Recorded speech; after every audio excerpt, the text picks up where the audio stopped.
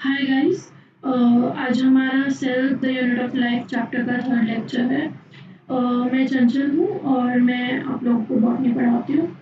तो आज अभी तक हम प्रोकैरियोटिक सेल, यूकैरियोटिक सेल, जो भी यूकैरियोटिक सेल में अलग अलग सेल ऑर्गेनल्स होते हैं, एंडोमेम्ब्रेन सिस्टम, इन सब की हम बात कर चुके हैं। आज के लेक्चर के लिए हमारे पास दो मेजर टॉपिक्स हैं जो हमें कंप्लीट करने हैं, जिसके साथ हमारा चैप्टर कंप्लीट हो जाएगा। पहला तो है न्यूक्लियस और दूसरा है साइटोस्केलेटन। तो ये दोनों करने के बाद हम एक जर्नल सभी ऑर्गेनल्स और उनके फंक्शंस का ओवरव्यू देखेंगे। And that's all for today's lecture. तो चलो स्टार्ट करते हैं। ठीक है, so let's start with nucleus. पहले तो हमें न्यूक्लियस के बारे में क्या पता है। ओके, सो आपको पता है न्यूक्लियस सेल का सबसे बड़ा ऑर्गेनल है, कंट्रोल सेंटर है, आपको पता है। न्यूक्लियस के अंदर क्या होता है, जो भी आपकी जेनेटिक इंफॉर्मेशन है वो सारी न्यूक्लियस में होती है। And with the help of this genetic information किसके तरह स्टोर होती है, डीएनए, है ना। डीएनए या आरएनए, जो भी बेसिकली आपका न्यूक्लिक एसिड है सेल के अंदर, विच इज मोस्टली डीएनए। ठीक है, तो उसकी फॉर्म में जेनेटिक इंफॉर्मेशन स्टोर होती है। और यही जो है आपको सेल को कंट्रोल करने में, जो भी सेल के एक्शंस हैं उन्हें रेगुलेट करने में हेल्प करता है। ठीक है, अब जो आपका न्यूक्लियस है, यूकैरियोटिक में और प्रोकैरियोटिक में डिफरेंस क्या था कि यूकैरियोटिक जो है उनके अंदर जो आपकी न्यूक्लियर मेम्ब्रेन है ये प्रेजेंट है, जबकि प्रोकैरियोटिक में ये एब्सेंट है। ठीक है, तो प्रोकैरियोट्स में इसीलिए ट्रू न्यूक्लियस नहीं होता, उनके पास भी डीएनए है, प्रोटीन है। ठीक है, लेकिन न्यूक्लियर मेम्ब्रेन नहीं है उनके, न्यूक्लियर जो जेनेटिक मटेरियल है उसके अराउंड। सो ये यूकैरियोटिक और जो ऑर्गेनिजम्स हैं उनका फीचर होता है। ठीक है, अब ये जो न्यूक्लियर मेम्ब्रेन है ये कैसी होती है, it is a double membrane with pores. ठीक है, डबल मेम्ब्रेन विद पोर्स। ये पोर्स क्या करते हैं, दीज पोर्स अलाउ आपका जो भी मान लो आरएनए बन रहा है, एमआरएनए बन रहा है, मटेरियल एक्सचेंज है, उस सब में हेल्प करती है। किसके बीच में, न्यूक्लियस के बीच में और जो आपका साइटोप्लाज्म है उसके बीच में। ठीक है, न्यूक्लियस के अंदर क्या है, क्रोमैटिन है। क्रोमैटिन यानी डीएनए प्लस प्रोटीन्स। ठीक है, और हमें ये सारी चीजें आप लोगों ने 9th-10th में पढ़ी होंगी, तो थोड़ा सा आपको आइडिया होगा इसके बारे में। ठीक है, तो हम थोड़ा सा एक बार देख रहे हैं कि पहले से आपको क्या पता है, नहीं पता तो अभी हम डिटेल में पढ़ेंगे आगे, डोंट वरी। और हमारे पास न्यूक्लियस के अंदर एक चीज होती है, न्यूक्लियोलस। तो न्यूक्लियोलस क्या होता है, ठीक है, तो आप लोगों ने पहले पढ़ा होगा, it is the site of rRNA synthesis. RRNA का मतलब है राइबोसोमल आरएनए। तो राइबोसोमल आरएनए वो आरएनए होता है जो राइबोसोम बनाता है। ठीक है, राइबोसोम आरएनए और प्रोटीन्स के बने होता है। ठीक है, so site of rRNA synthesis and ribosome assembly. तो इसीलिए हम इसको राइबोसोम फैक्ट्री भी बोल देते हैं। ओके, राइबोसोम फैक्ट्री बोल देते हैं न्यूक्लियस को इसीलिए। तो जो न्यूक्लियस है उसके मेजर फंक्शंस क्या हुए, एक्टिविटीज को कंट्रोल करना थ्रू जीन एक्सप्रेशन और जेनेटिक इंफॉर्मेशन स्टोर करना, ये दो मेजर फंक्शंस हुए न्यूक्लियस के। तो अब हम शुरू करते हैं। ठीक है, न्यूक्लियस की डिस्कवरी कैसे हुई थी, पहली बार जो nucleus as a cell organelle, it was first described by Robert Brown in 1831 में। ठीक है, न्यूक्लियस के अंदर जो मटेरियल है जब पहली बार उसको देखा गया, ठीक है, so it was named chromatin stain हुआ। तो स्टेन मटेरियल जो पहली बार माइक्रोस्कोप के अंदर दिखा, and it was named chromatin by Fleming. Okay, अब न्यूक्लियस के अंदर जो ये क्रोमैटिन होता है, generally it is present as a fibrous, ऐसे बहुत जम्बल्ड अप फाइब्रस स्ट्रक्चर की तरह प्रेजेंट होता है। तो ये हमेशा ऐसे नहीं होता, it condenses and forms chromosomes also. ठीक है, वो होता है जब सेल डिवाइड करती है। सो नॉर्मली मतलब इंटरफेस में आपका जो जेनेटिक मटेरियल है वो क्रोमैटिन की तरह ही होगा। लेकिन व्हेन सेल डिवाइड्स, ठीक है, आपका जो क्रोमैटिन है, ठीक है, this chromatin condenses and forms chromosome.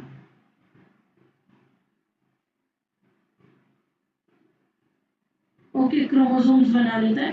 Chromosome कैसा होता है? वेट,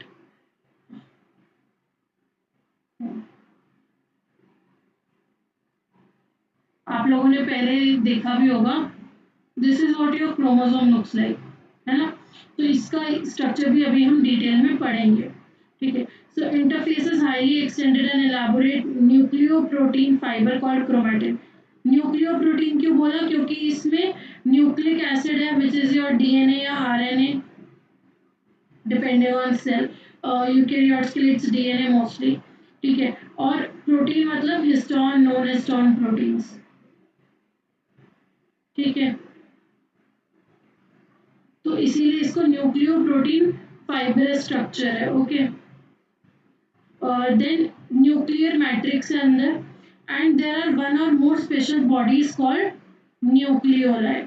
ओके, अब नॉर्मली एक सेल के अंदर एक ही न्यूक्लियस होता है। मोस्ट सेल्स के लिए ये ट्रू है, लेकिन there can be a variation also.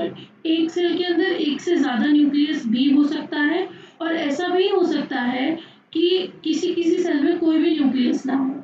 So a cell may lack nucleus completely, or it might have more than one nucleus. Both things are possible. ठीक है, तो एग्जाम्पल जैसे आपको पता होगा mature human RBC.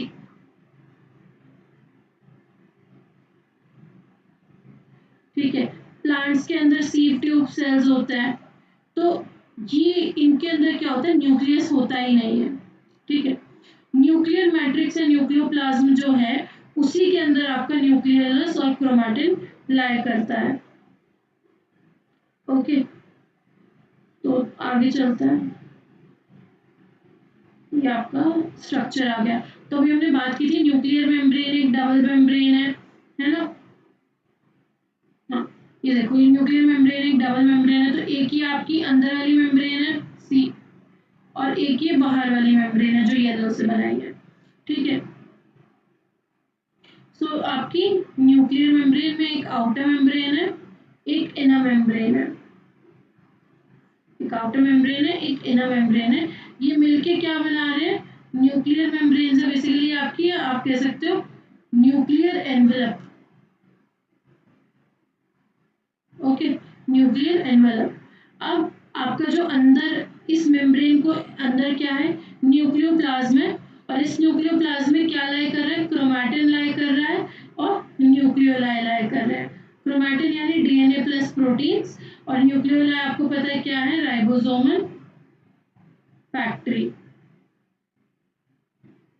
Ribosomal factory. ठीक है, अब जो दो न्यूक्लियर मेम्ब्रेन्स होती हैं, इन दो न्यूक्लियर मेम्ब्रेन्स के बीच में जो अंदर स्पेस होती है इसको हम क्या बोलते हैं? पेरीन्यूक्लियर स्पेस बोलते हैं। ठीक है, पेरीन्यूक्लियर स्पेस। और आपकी जो न्यूक्लियर मेम्ब्रेन है, आउटर मेम्ब्रेन, इस आउटर न्यूक्लियर मेम्ब्रेन पे राइबोसोम्स भी प्रेजेंट होते हैं, and this only extends to form your ER. Okay, अब आप ये पॉइंट्स देख रहे होंगे, स्पॉट्स, जहाँ पे ये दो न्यूक्लियर मेम्ब्रेन जो है फ्यूज करके एक पोर बना रही है। सारे न्यूक्लियर पोर्स ऐसे ही बने होते हैं।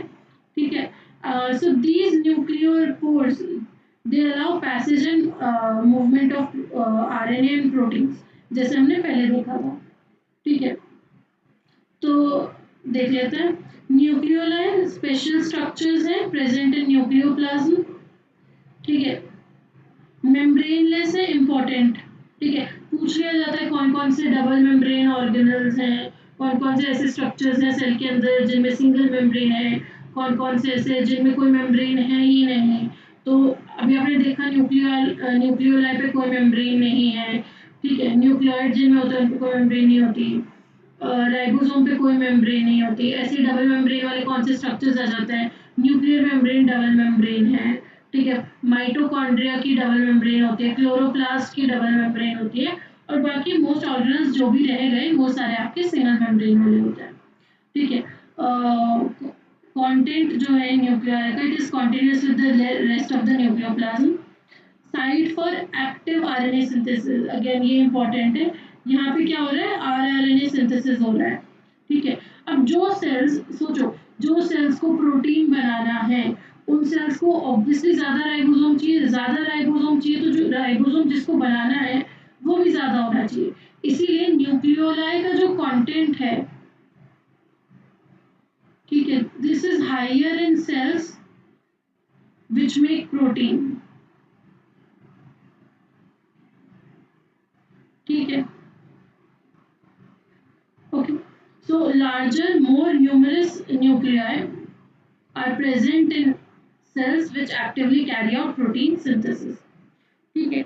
अब electron microscopy reveal that nuclear envelope which consist of two parallel membranes, जिनके बीच में स्पेस होती है जिसको हम बोलते हैं perinuclear space, form a barrier between the materials present in nucleus and that of cytoplasm, है ना। Now the outer membrane usually remains continuous with endo, तो आउटर मेम्ब्रेन ही जो है वो एंडोप्लाज्मिक रेटिकुलम बना रही है और आउटर मेम्ब्रेन पे क्या है, राइबोसोम्स प्रेजेंट है, ठीक है। न्यूक्लियर पोर्स क्या है, दोनों मेम्ब्रेन के फ्यूज होने से छोटे छोटे पोर्स बनते हैं, उनको हम न्यूक्लियर पोर्स बोल देते हैं, ठीक है। Passage through which movement of RNA protein molecules take place, तो न्यूक्लियर पोर्स क्या है, पैसेज अलाउ करते हैं आरएनए प्रोटीन्स का दोनों डायरेक्शन में, दिस इज इंपॉर्टेंट पूछ सकते हैं, okay. So this can be asked in the exam. Okay, अब हम बात करते हैं क्रोमोसोम्स की। तो हमने कहा कि नॉर्मली यानी इंटरफेज में हम सेल साइकिल के बारे में जब पढ़ेंगे तो हम देखेंगे सेल में बहुत सारे फेजेस होते हैं, ठीक है। एक इंटरफेज होता है, एक माइटोटिक फेज होता है। तो interphase is non dividing phase and mitotic phases जब सेल डिवाइड कर रही होती है। तो नॉर्मली या नॉन डिवाइडिंग फेज में या जिसको हम इंटरफेज कह रहे हैं उसके अंदर जो आपका डीएनए है या जेनेटिक मटेरियल है वो किस फॉर्म में है, क्रोमैटिन के फॉर्म में है, ठीक है। लेकिन जब सेल डिवाइड करती है, ठीक है, सेल डिवाइड करती है तो ये जो क्रोमैटिन था ये कंडेंस होके क्रोमोसोम बना देता है, ठीक है। ये इमेज आपके एनसीईआरटी में भी होगी, तो ये क्रोमोसोम की इमेज है, ठीक है। So interphase nucleus has loose an indistinct network of nucleoprotein fibres called chromatin, लेकिन अलग अलग स्टेजेस पे सेल डिवीजन के जो सेल्स हैं दे show chromosomes in place of the nucleus. तो जब सेल डिवीजन होता है तो न्यूक्लियर मेम्ब्रेन भी डिसॉल्व हो जाती है, तो न्यूक्लियस जो है पूरे न्यूक्लियस की जगह ही आपको क्या दिखता है, वहाँ पे क्रोमोसोम्स दिखते हैं जो कि आपके ऐसे स्ट्रक्चर्स हैं, ठीक है। अब जो क्रोमैटिन है आपको पता है क्रोमैटिन के अंदर क्या है, डीएनए, कुछ बेसिक प्रोटीन्स है जैसे हिस्टोन है, जो यूकेरियोटिक सेल्स है हिस्टोन ही होता है, ठीक है। Some non histone proteins are also there, some RNA is there, ठीक है। तो क्रोमैटिन में ये सब होता है, ठीक है। ये कंडेंस करके ही क्रोमोसोम बनाते हैं। आप क्लास 12th में जब जाएंगे और क्लास 12th का जब आप टॉपिक्स कवर करेंगे तो वहाँ पे किस तरीके से क्रोमैटिन कंडेंस करता है और कैसे स्ट्रक्चर बनता है क्रोमोसोम का, वो आप वहाँ पे पूरा डिटेल में पढ़ेंगे, ओके। वो इस यहाँ के लिए रेलेवेंट नहीं है तो हम उसे वहीं पे कवर करेंगे। सेंट्रोमियर, अब आपके जो क्रोमोसोम के स्ट्रक्चर है उसकी बात कर लेते हैं, ओके। ये आपका एक क्रोमोसोम है, ओके। ये क्रोमोसोम के सेंटर में ये आपका क्या है, सेंट्रोमियर। तो जो सेंट्रोमियर है वो आपके दो क्रोमैटिड्स को एक साथ होल्ड करता है, ठीक है। दिस इज वन क्रोमैटिड, ये एक क्रोमैटिड है, ये दूसरा क्रोमैटिड है, ओके। तो ये आपके दोनों क्रोमैटिड्स को ये सेंट्रोमियर एक साथ होल्ड करता है, ठीक है। अब जो ये दो क्रोमैटिड्स एक ही क्रोमोसोम पे हैं तो ऐसे दो क्रोमैटिड्स को हम सिस्टर क्रोमैटिड्स बोल देते हैं, क्या बोल देते हैं, सिस्टर क्रोमैटिड्स। और अगर कोई दो क्रोमैटिड्स अलग अलग क्रोमोसोम पे मतलब ये और एक ये, तो ऐसे दो क्रोमैटिड्स को हम क्या बोल देते हैं, नॉन सिस्टर क्रोमैटिड्स, ठीक है। नाउ एवरी क्रोमोसोम, हर क्रोमोसोम पे एक प्राइमरी कंस्ट्रक्शन होता है और किसी किसी क्रोमोसोम पे एक सेकेंडरी कंस्ट्रक्शन भी हो सकता है, okay. So every chromosome has a primary construction, ये तो होता ही है, इसी को हम सेंट्रोमियर बोलते हैं। तो बेसिकली ये जो आपका सेंट्रोमियर है इसी, this is only a primary construction, ठीक है। On the sides of which disc shape structures called kinetochores are present. तो दोनों तरफ, आगे और पीछे दोनों तरफ इसके ऊपर डिस्क शेप स्ट्रक्चर्स होते हैं। तो यहाँ पे आपके ग्रीन से विजिबल है इस डायग्राम में, इन्हीं को हम क्या कहते हैं, काइनेटोकोर्स। जब सेल डिवाइड करते हैं, आप सेल डिवीजन में पढ़ोगे तो हमारे पास एक चीज होती है, स्ट्रक्चर होता है, जिसको हम कहते हैं स्पिंडल फाइबर। ठीक है, तो स्पिंडल फाइबर यही काइनेटोकोर पे आके अटैच होते हैं और फिर हम स्पिंडल फाइबर की हेल्प से क्रोमोसोम को पुल करते हैं और ये दो हिस्सों में टूट जाता है। एक सिस्टर क्रोमैटिड एक सेल को मिलता है, दूसरा सिस्टर क्रोमैटिड दूसरे सेल को मिलता है। So these kinetochores are present, disc-like structures है kinetochores, which are present on either side of the centromere. ठीक है, समटाइम्स हमने कहा था सेकेंडरी कंस्ट्रक्शंस भी हो सकती है, these are at a constant location, और इनकी वजह से एक छोटा सा फ्रैगमेंट का अपीयरेंस मिलता है जिसको हम क्या कह देते हैं, सैटेलाइट। ठीक है, हम ये डायग्राम देखो हमने यहाँ बनाया भी हुआ है अच्छे से। सो ये आपका क्रोमोसोम है। ठीक है, ये आपकी एक क्रोमेटिड है, सिंगल। ठीक है, दोनों क्रोमेटिड सेम क्रोमोसोम की है तो सिस्टर, अलग क्रोमोसोम की है तो नॉन सिस्टर क्रोमेटिड्स। ठीक है, अब प्राइमरी कंस्ट्रक्शन क्या बोला, सेंट्रोमियर। इसके ऊपर दोनों तरफ क्या हुआ, डिस्क लाइक स्ट्रक्चर, जिसको हमने क्या बोल दिया, काइनेटोकोर। काइनेटोकोर पे क्या करती है, स्पिंडल फाइबर अटैच होती है। ठीक है, कभी कभी एक सेकेंडरी कंस्ट्रक्शन भी हो सकता है, this is your secondary constriction. ठीक है, और इस सेकेंडरी कंस्ट्रक्शन की वजह से एक छोटे से रीजन का अपीयरेंस आपको दिख सकता है, जैसे यहाँ पे है, इसको हमने क्या बोला, सैटेलाइट। Okay, satellite. अब आप डिफरेंट टाइप्स ऑफ क्रोमोसोम्स की बात कर लेते हैं। सो डिपेंडिंग ऑन आपका प्राइमरी कंस्ट्रक्शन किधर है क्रोमोसोम पे, उसके बेसिस पे हम क्रोमोसोम्स को अलग अलग अलग अलग टाइप्स में डिवाइड करते हैं। तो अगर आपके जो दोनों पार्ट्स हैं, दोनों तरफ का रीजन है, ये और ये, ठीक है, एक सेकंड, ओके। सो अगर आपका दोनों तरफ का रीजन है ये और ये बराबर है, तो इस केस में यानी आपका जो सेंट्रोमेयर है वो बिल्कुल बीच में है और दोनों आर्म्स इक्वल हैं, तो इस केस में हम इसे बोलते हैं मेटासेंट्रिक।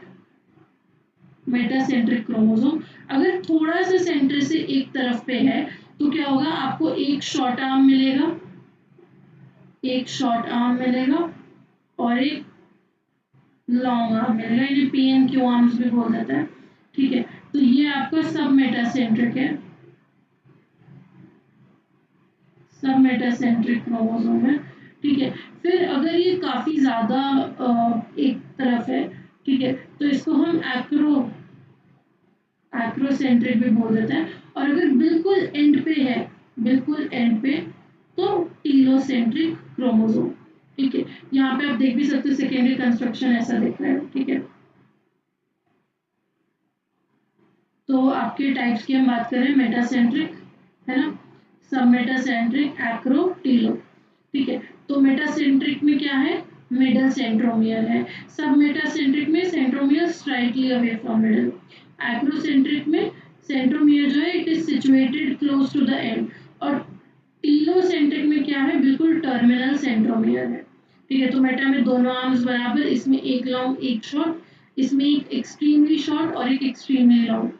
ठीक है, तो जब आप इनको देखेंगे, जब आप माइक्रोस्कोप के अंडर देखते हैं इनको, तो इनकी कुछ जो शेप नजर आती है उससे आप इन्हें आइडेंटिफाई कर सकते हैं। जैसे मेटासेंट्रिक में दोनों आर्म्स बराबर होती हैं, तो ये कुछ ऐसा नजर आएगा।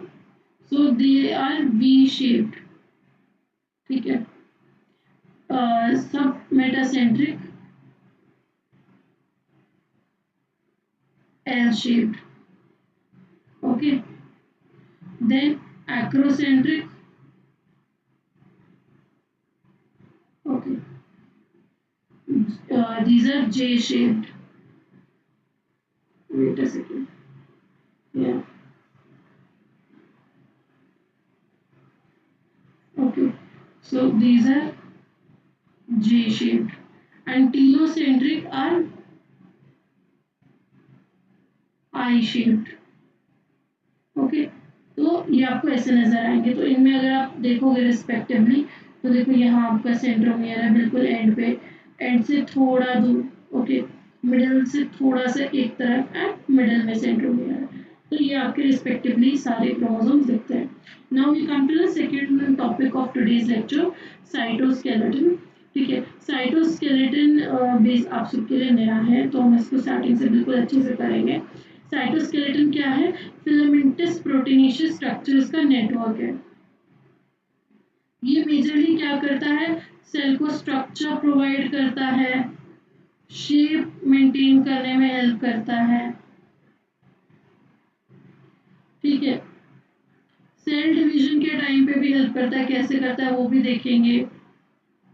मोटिलिटी में भी, मतलब मोशन में, ओके, भी इसका रोल है। तो किस तरीके से अभी हम देखते हैं। ठीक है, जो साइटोस्केलेटन है इसमें 3 तरीके के मेजर स्ट्रक्चर्स होते हैं, 3 types, microtubules, microfilaments and intermediate filaments. और आपका साइटोस्केलेटन बेसिकली साइटोप्लाज्म में प्रेजेंट होता है। स्केलेटन वर्ड से ही आपको इसकी फंक्शन समझ में आ रहे होंगे। ये ढांचा देता है एक तरीके से सेल को। ओके, तो functions mechanical support, motility, maintenance of cell shape. ठीक है, तो अभी हम ये तीनों टाइप्स के बारे में देखते हैं, फिर देखते हैं कि ये जो स्ट्रक्चर्स बन रहे हैं, फिलामेंटस प्रोटीनेशियस स्ट्रक्चर्स बन रहे हैं, ये किस तरीके से इन फंक्शंस में हेल्प कर रहे हैं। ठीक है, तो साइटोस्केलेटन नेटवर्क ऑफ फिलामेंट्स। तो आपके पास पहला टाइप क्या है? माइक्रोफिलामेंट्स। माइक्रोफिलामेंट्स एक्टिन प्रोटीन के बने होते हैं and they help in shape and movement.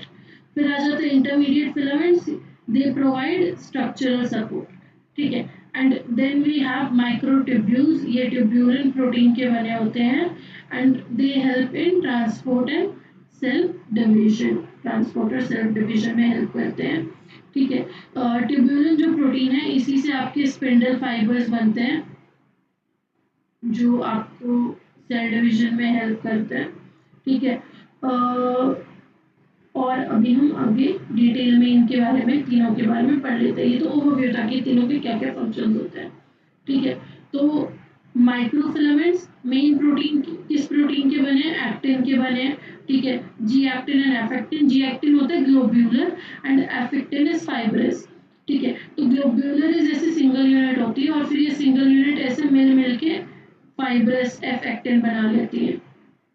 ठीक है, ये तो ये पूरा एफ एक्टिन है और इसमें जो ये एक यूनिट है, this is your G actin. ठीक है, इंटरमीडिएट फिलामेंट्स बहुत अलग अलग तरीके के प्रोटीन्स होते हैं इसमें, केराटिन्स हैं और अलग अलग प्रोटीन्स हैं। ठीक है, आपको ये याद रखने की जरूरत नहीं, nobody will ask. Then microtubules, tubulin protein का बना होता है, अल्फा बीटा ट्यूब्यूलिन डाइमर्स होता है इसमें। ठीक है, डायमीटर सबसे थिनेस्ट इज माइक्रोफिलामेंट। ठीक है, उसके बाद आ जाते हैं इंटरमीडिएट फिलामेंट, नाम से इंटरमीडिएट दोनों के बीच का साइज है। ठीक है, approximately 10 nanometers and microtubule they are the largest, the thickest 25 nanometer approximate size है। तो आपको इनके साइज याद रखने की जरूरत नहीं, बट यू शुड नो कि which one is thinner which one is thicker।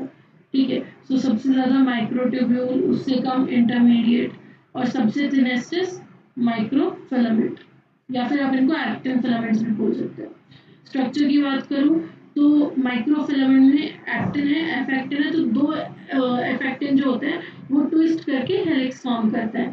So to F actins basically ऐसे एक दूसरे पे ट्विस्टेड होता है। ठीक है, तो ऐसे ट्विस्ट करके हेलिक्स फॉर्म कर रखा होता है। Intermediate filament have rope like structures made of tetramers and microtubule hollow cylinders होते हैं ऑफ 13 प्रोटोफिलामेंट्स। ओके, सो 13 प्रोटोफिलामेंट्स मिलके एक हॉलो सिलेंडर बनाता है। Okay, major functions microfilament filament के लिए cell shape, motility, endocytosis, cytoskeleton, muscle contraction. Intermediate के लिए मैकेनिकल स्ट्रेंथ, न्यूक्लियर सपोर्ट और anchoring organelles. Microtubule intercellular transport, organelle positioning, cilia and flagella movement, spindle formation and mitosis. Okay, functions पे questions पूछे जाते हैं, so you should know functions, major functions कौन सा है और क्या क्या करते हैं। ठीक है, फंक्शंस पे क्वेश्चन पूछे जाते हैं, जो प्रोटीन के बने हैं इस पे क्वेश्चन आ जाता है। ठीक है, और इसके बाद जो हम मेजर चीज पढ़ेंगे, साइटोस्केलेटन 2-3 मेजर स्ट्रक्चर्स बनाने में हेल्प करते हैं, सेंट्रोसोम एंड जो आपके सीलिया फ्लैचुला होते हैं, तो हम उनके स्ट्रक्चर्स और उनके बारे में पढ़ेंगे, तो वो भी उस पर भी क्वेश्चंस आते हैं। ठीक है। तो कौन कौन से स्ट्रक्चर्स ये फॉर्म करते हैं? Microfilament forms filopodia, lamellipodia, microvilli, contractile ring, ऐसे यहाँ पे keratins, lamins, neurofilaments, sorry. Then microtubules बनाते हैं, centrioles, mitotic spindle, axonemal microtubules यानी सीलिया, फ्लैजेला। तो इन्हीं के बारे में अभी हम पढ़ेंगे। Starting with your first structure, centrosome. ठीक है, सेंट्रोसोम एंड सेंट्रियोल। तो सेंट्रोसोम क्या होता है और सेंट्रियोल क्या होता है? ठीक है। तो जो आपकी आपने देखा होगा, सबसे पहले तो जो ये स्ट्रक्चर है ये होता सिर्फ एनिमल सेल में ही है। ठीक है, and it looks like this. ठीक है, तो ये आपका जो है, दिस इज योर सेंट्रोसोम। अब आपको दिख रहा होगा इसके अंदर दो यूनिट्स है, so each of these units is called a centriole. ठीक है, तो एक सेंट्रोसोम के अंदर दो सेंट्रियोल्स होते हैं, सिलेंड्रिकल स्ट्रक्चर्स है जिनको हम सेंट्रियोल्स बोलते हैं, and both of these structures lie perpendicular to each other. ठीक है, तो centrosome organelle usually containing two cylindrical structures called centromeres. ठीक है, ये दोनों परपेंडिकुलर होते हैं एक दूसरे के। ठीक है, और इसका जो सेंट्रियोल का स्ट्रक्चर होता है या अरेंजमेंट होता है, it is cartwheel like. Cartwheel like कैसे होता है अभी हम आगे देखेंगे। ठीक है, जो सेंट्रोसोम है, it is surrounded bye pericentriolar materials. ठीक है, अब इसके अगर हम स्ट्रक्चर की बात करें तो इसमें क्या होगा, हमारे पास 9 इवनली स्पेस्ड पेरिफेरल फिब्रिल्स होंगे जो ट्यूबुलिन प्रोटीन के बने होंगे, and each of these fibril is a triplet. Each of these fibril is a triplet. तो 9 peripheral fibrils हैं, 1 2 3 ऐसे करके हमारे पास 9 peripheral fibrils होंगे, and each of these fibrils is a triplet. ठीक है, the adjacent triplets are also linked, और ये जो adjacent triplets है ये क्या होंगे, आपस में linked होंगे। ठीक है, and central part of the proximal region of centriole is proteinaceous। जो central part है it is proteinaceous, और इसको हम क्या बोल देते हैं, hub, and this is connected to each of the peripheral triplets by radial spokes। तो इससे ऐसे 9 radial spokes निकलते हैं हब से, जिसकी हेल्प से ये आपके पेरिफेरल ट्रिपलेट से कनेक्टेड होता है। ठीक है, सेंट्रियोल का फंक्शन क्या है, ये सीलिया या फ्लैजेला की बेसल बॉडी बनाता है और स्पिंडल फाइबर सेक्रेट करता है, स्पिंडल फाइबर बनाता है जो कि सेल डिवीजन के टाइम पे चाहिए होंगे। और सीलिया और फ्लैजेला प्रोकैरियोट्स में आपको तो पता है किसके काम आता है, मोटिलिटी के काम आता है। फ्लैजेला का तो मेजर पर्पस ही मोटिलिटी है ना। तो अगर आपको अच्छे से स्ट्रक्चर देखना है तो स्ट्रक्चर कुछ ऐसा दिखता है। ठीक है, तो ये एक जो हमने 3 ये बनाए हैं, this is one fibril, peripheral fibril, और ये क्या है, ट्रिपलेट है। क्या है, ट्रिपलेट है। तो ये बेसिकली किसका है, माइक्रोट्यूब्यूल का है आपका। ठीक है, और माइक्रोट्यूब्यूल किसके बने हैं, प्रोटोफिलामेंट्स, 13 प्रोटोफिलामेंट्स के। ठीक है, so this is a triplet. अब ये आपस में लिंक्ड है, तो आपस में जिससे लिंक्ड होते हैं जिस स्ट्रक्चर से, उसको हम बोल देते हैं एसी लिंकर। अच्छा, एसी लिंकर क्यों, सी अगर हमने इसको ए बी सी इस तरीके से 3 नाम दे दिए जो आपके ट्रिपलेट में तीनों प्रोटोफिलामेंट्स हैं। ठीक है, तो ए बी और सी इस तरीके से अगर हमने नाम दे दिए, तो जो पहले का ए है वो दूसरे के सी से लिंक्ड होता है, तो ए टू सी लिंक होता है। तो ए सी लिंकर ये जो लिंक करने वाला हो गया, इसको हमने नाम दे दिए। ठीक है, सेंटर में आपका सेंट्रल हब है, and this is connected with the help of radial spokes to the peripheral these filaments। Okay, अब इसका जो अरेंजमेंट है इसको हम 9+0 अरेंजमेंट भी बोल देते हैं पॉपुलरली। 9+0 अरेंजमेंट क्यों बोल देते हैं, सी आपके पास 9 क्या है, पेरिफेरल ट्रिपलेट्स हैं, और सेंटर में कोई भी माइक्रोट्यूब्यूल नहीं है, तो 0। सो 9 ट्रिपलेट्स एंड सेंटर में कुछ नहीं, तो 0। और अगर आप इसको देखोगे तो लग रहा है ना कार्टिल जैसा। तो दिस इज योर सेंट्रोसोम या सेंट्रियोल का स्ट्रक्चर। ठीक है,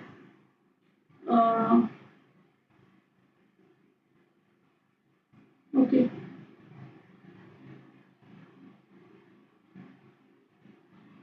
हाँ, सो सी ये आपका सेंट्रियोल का स्ट्रक्चर है, ये आपके radial spoke, central hub, microtubule triplet है। ठीक है, सो माइक्रोट्यूब्यूल ट्रिपलेट आपका ऐसा दिख रहा है। तो ये बेसिक आपको स्ट्रक्चर हमने पूरे एक्सप्लेन कर दिया है, आप यहाँ पे देख सकते हो। इंपॉर्टेंट है, सवाल पूछे जाते हैं, आपको पता होना चाहिए अरेंजमेंट कैसा है। 9+0 है, नॉट ट्रिपलेट, 0 बिकॉज सेंटर में कुछ भी माइक्रोट्यूब्यूलर स्ट्रक्चर नहीं है। Okay, then comes cytoskeleton, cilia flagella की बात करते हैं। मेजर फंक्शन क्या है? Motility. These are hair like outgrowths, plasma membrane की हेयर लाइक आउटग्रोथ्स होती हैं। सीलिया फ्लैजिला की इंपॉर्टेंट कैरेक्टरिस्टिक क्या है? These are covered by plasma membrane, plasma membrane से कवर्ड होती है बाहर से, ठीक है। दोनों में डिफरेंस क्या है? सीलिया छोटे होते हैं and they are more numerous, whereas flagella are larger and comparatively less in number. Okay, so cilia smaller, ठीक है, smaller structures and they work like oars causing the movement of either the cell or surrounding fluid. तो सीलिया, बहुत सारे सीलियाज होते हैं, सारे एक साथ काम करते हैं, so they work together to push the cell in one direction. तो या तो सेल की मूवमेंट होती है एक तरफ या फिर फ्लूइड की। ओके, फ्लैजिला जो है सीलिया के कंपैरिजन में कंपैरेटिवली लॉन्गर, कंपैरेटिवली लार्जर, और ये सेल मूवमेंट के लिए रिस्पॉन्सिबल होता है सोली, ठीक है। The prokaryotic bacteria also possesses flagella, हमने वहाँ पे भी फ्लैजिला पढ़ा था। And you if remember the structure, तो हमारे पास एक बेसल बॉडी थी जिसमें 4 रिंग्स थे, आपके पास एक हुक था, फिर एक फिलामेंट था, है ना। और वहाँ पे जो आपका फ्लैजिला था ये किसका बना था? फ्लैजिलिन प्रोटीन का बना था। तो उसमें और इसमें बहुत डिफरेंस है, जिस तरह मूवमेंट होती है उसमें भी डिफरेंस है, और जो स्ट्रक्चर है, जो प्रोटीन है, उसमें तो डिफरेंस है ही। Okay, both cilium and flagellum emerge from centriole-like structures called basal bodies. तो ये किससे बनते हैं, किससे emerge होते हैं? basal bodies से होते हैं। और आपको पता है basal bodies किसकी बनी होती है? These are of centriole only. तो basal body का भी जो arrangement है वो 9+O ही है। Okay, स्ट्रक्चर की बात करते हैं। ओके, सो सी ये आपका एनसीईआरटी का ही है डायग्राम। ओके, तो ये जब आप माइक्रोस्कोप के अंदर देखते हो तो कुछ ऐसा दिखता है। तो ये आपकी जो बाहर है, you can see these are आपका माइक्रोट्यूब्यूलर स्ट्रक्चर्स, और अंदर भी हमारे पास ये 2 माइक्रोट्यूब्यूलर स्ट्रक्चर्स हैं। तो जो बाहर आपके पास पेरिफेरल माइक्रोट्यूब्यूलर स्ट्रक्चर्स है, आप देख सकते हो ये 2 हैं। तो दीज आर 2 का ऐसे ग्रुप में ना, तो इनको हम क्या कह देते हैं? Doublet, doublet. और अंदर वाले सिंगल सिंगल है ना, तो इनको हम कह देते हैं सिंगलेट। ओके, तो इसका जो अरेंजमेंट होता है उसको हम बाहर 9 है ना, 1 2 3 4 5 6 आप गिन सकते हैं, 9 है, और अंदर 2 है। तो 9+2 अरेंजमेंट होता है सीलिया फ्लैजिला का, जिसमें 9 ट्रिपलेट्स हैं, सॉरी 9 डबलेट्स हैं। ओके, 9 डबलेट्स हैं और 2 सिंगलेट्स हैं, ठीक है। अब जो आपके ये अंदर सिंगलेट्स हैं, ठीक है, these singlets are connected by, sorry, these singlets are surrounded by आपका एक कवरिंग, ठीक है, सेंट्रल शीट्स। ओके, और ये पिछली बार की तरह जो आपके बाहर पेरिफेरल स्ट्रक्चर्स थे, ये आपस में कनेक्टेड है लिंकर से, और फिर जो आपका सेंटर था, it is connected to each of these peripheral fragments by radial spoke. तो आपके जो सेंट्रल माइक्रोट्यूब्यूल्स है उसके अराउंड सेंट्रल शीथ है, ये जो central structure this is connected to peripheral by radial spoke, ठीक है। फिर आपका ये जो इन 2 के बीच में, 2 पेरिफेरल माइक्रोट्यूब्यूल्स के बीच में लिंकर है, इसको हम इंटरडबलेट ब्रिज भी बोल देते हैं, ठीक है। और ये जो बाहर ग्रीन कलर की दिख रही है, हमने कहा था cilia flagella is surrounded by plasma membrane, तो ये ग्रीन कलर की जो बाहर आपको वो दिख रही है, इसको हम प्लाज्मा मेम्ब्रेन बोलते हैं। तो this is a transverse section of आपका जो सीलिया या फ्लैजिला है, ठीक है। So that's all about cilia and flagella. एक छोटा सा टॉपिक है माइक्रोबॉडीज, ठीक है। हमारे सेल के अंदर बहुत सारे मिनट वेसिकल्स होते हैं। मिनट वेसिकल्स मतलब बहुत छोटे छोटे, ठीक है, वेरी स्मॉल, जिसमें अलग अलग तरीके के एंजाइम्स हो सकते हैं। These are present in both plants and animals. इन्हीं को हम क्या कह देते हैं? माइक्रोबॉडी, जैसे पेरोक्सीसोम्स वगैरह, ठीक है। पेरोक्सीसोम्स हम आगे, पेरोक्सीसोम्स के अंदर ना ऑक्सीडेटिव एंजाइम्स होते हैं, ठीक है। इसके बारे में हम आगे फोटोसिंथेसिस चैप्टर में पढ़ेंगे भी। ठीक है। एक प्रोसेस होता है प्लांट्स के अंदर जिसे हम फोटो रेस्पिरेशन बोलते हैं, फोटो रेस्पिरेशन बोलते हैं। तो वहाँ पे पेरोक्सीसोम्स का रोल होता है, ठीक है। तो दे इनके पास ऑक्सीडेटिव एंजाइम्स हैं, दे help in breakdown of fatty acids and detoxify hydrogen peroxide, ठीक है।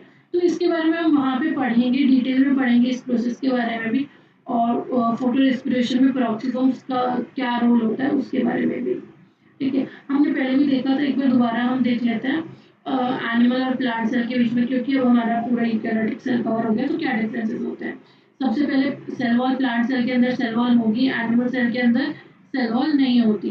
प्लांट्स के अंदर किसकी, सेल्यूलोज की होगी, रिजिड होगी, ठीक है।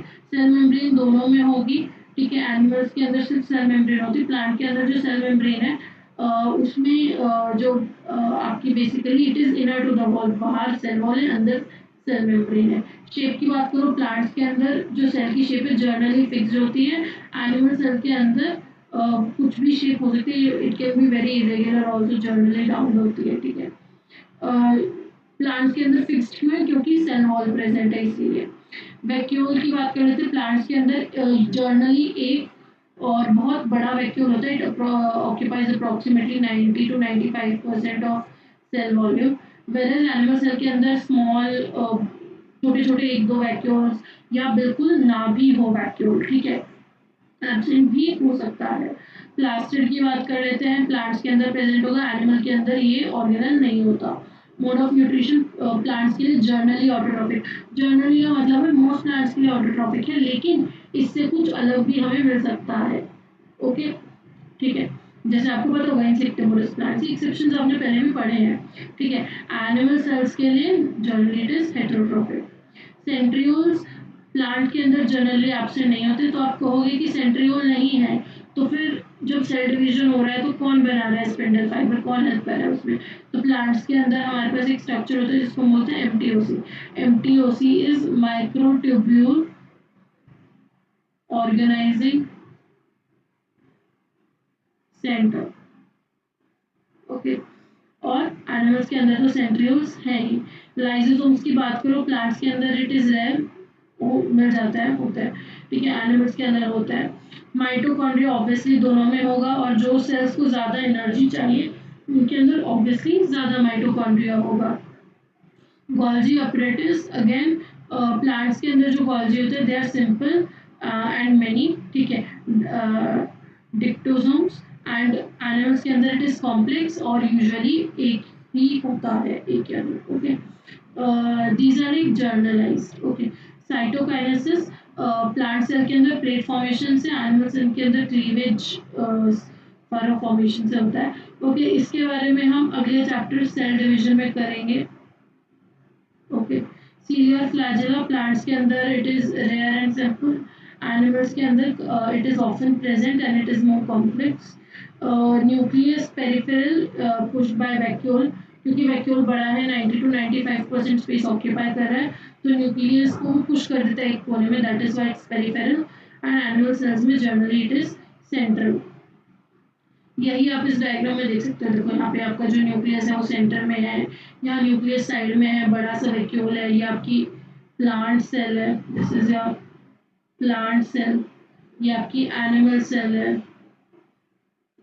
ठीक है।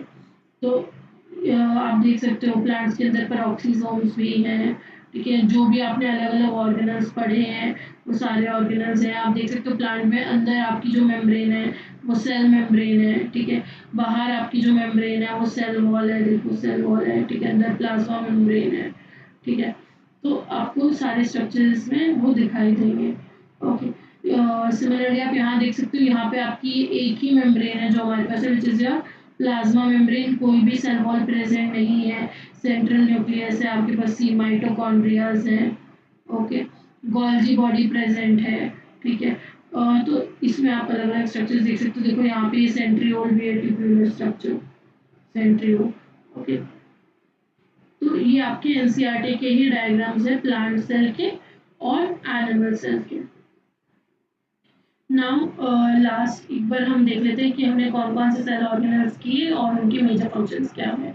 तो सबसे पहले प्लाज्मा मेम्ब्रेन के बारे में हमने पढ़ा था, मेजर काम क्या है, प्रोटेक्ट करना जो भी आपके सेल के अंदर हो रहा है और उसको एक एनवायरनमेंट देना बाहर के सेल से अलग, ठीक है। सो और ट्रांसपोर्ट में तो हेल्प करता है ये, सो बैरियर सिग्नलिंग ट्रांसपोर्ट इन सब में काम करता है, ठीक है। Plasma membrane cell wall again protection structure rigidity ये सब प्रोवाइड करता है, ठीक है। न्यूक्लियस का काम क्या है, जेनेटिक कंट्रोल, ठीक है।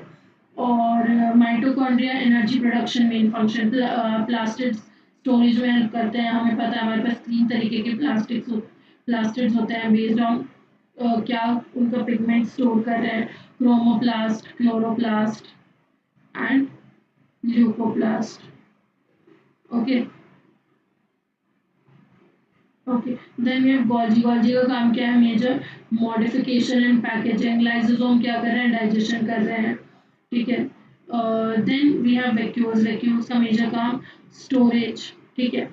और फिर हमारे पास पेरोक्सिसोम्स है, detoxification, cytoskeleton shape and cell movement में हेल्प कर रहे हैं। तो ये मेजर फंक्शन है सभी ऑर्गेनल्स के। इसके साथ हमारा chapter 1 cell the unit of life खत्म होता है। The next chapter which we will do in this series is cell division, okay. So आज के लिए इतना ही, थैंक यू।